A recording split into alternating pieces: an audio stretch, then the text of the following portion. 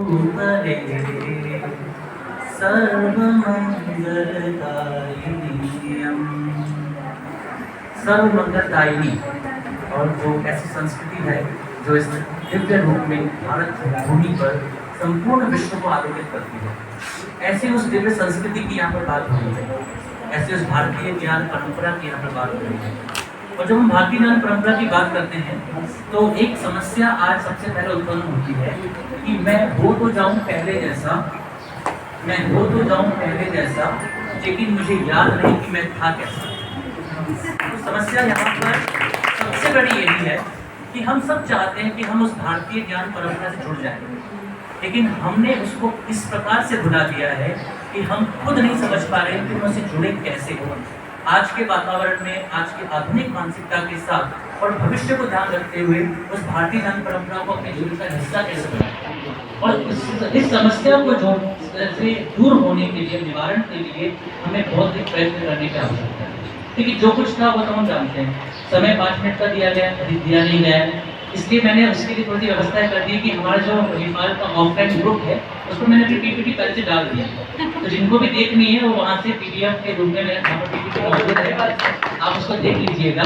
लेकिन जो प्रमुख बातें हैं जो कि कहनी चाहिए इस समय के हिसाब से, आज की आवश्यकता के हिसाब से, उस पर हम थोड़ा सा दृष्टिपात कर लेते हैं। तो पहली बात तो ये कि इंग्लिश में कोटेशन है, और वो ये है कि world doesn't suffer from the violence of bad people, world suffer because of silence of good people. जो अच्छे लोग हैं यदि वे चुप हैं, कुछ कर नहीं रहे हैं, केवल अपने ही स्वार्थ में वशीभूत होकर के अपने जीवन को जी रहे हैं, अपने परिवार के आगे, अपने समाज को, राष्ट्र को, विश्व को गति प्रदान करने में आगे नहीं बढ़ रहे हैं, तो ऐसी स्थिति में निश्चित रूप से हमारी साइलेंस ही सबसे बड़ा कारण है। भारत के ज्ञान विज्ञान से हम सब परिचित हैं। समस्या सुबह जो बताई गई थी वो यही है कि हिंदुइज्म के बारे में जानने का प्रयास नहीं किया जाता, उसे कहीं ना कहीं संकुचित मानसिकता के रूप में प्रस्तुत करने की कोशिश की जाती है, लेकिन ये संकुचित मानसिकता है ही नहीं, क्योंकि ये वैश्विक मानसिकता को जन्म देने वाली है।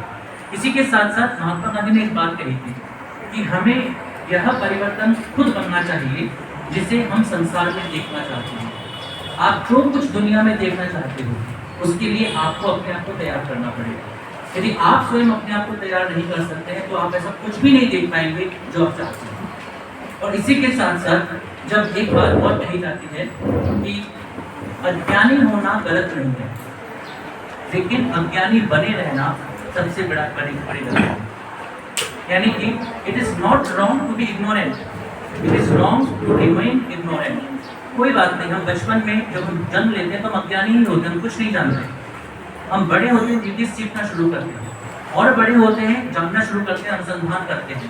आज उस अनुसंधान की परंपरा को हमने कहीं दूर छोड़ दिया है।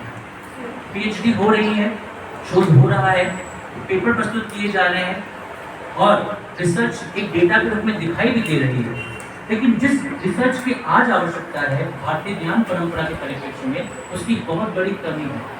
इसलिए उस ज्ञान परंपरा को विकसित करने के लिए बहुत बड़ी आवश्यकता है कि वास्तविक शोध जो कि उस परंपरा को आगे लेकर के जाए और आज के ही समाज के लिए नहीं बल्कि भविष्य के लिए भी तैयार कर सके, ऐसे उस शोध की आवश्यकता है, ऐसे उस ज्ञान को लाने की आवश्यकता है। इसलिए मैं अपनी बात को बहुत अधिक विस्तार नहीं देना चाहूँगा, और अंत में इतना सा कहना चाहूँगा कि अपने पैदा किए सूरज से उजाला मांगो, अपने पैदा किए सूरज से उजाला मांगो, दूसरे की रोशनी का भरोसा किया। आप सभी ने मुझे यहाँ पर बोलने का अवसर प्रदान किया और मुझे ध्यानपूर्वक सुना। और भारतीय ज्ञान परंपरा केवल स्व से स्वत्व की ओर लेकर के जाती है और स्वत्व से उस परम प्रकाश की ओर लेकर के जाने वाली है। अतः आइए हम लोग अपने स्व से थोड़ा सा और बाहर निकले, या फिर ये कहते हैं कि स्व में थोड़ा सा झांकने का प्रयास करें। दोनों में कोई दिक्कत नहीं है।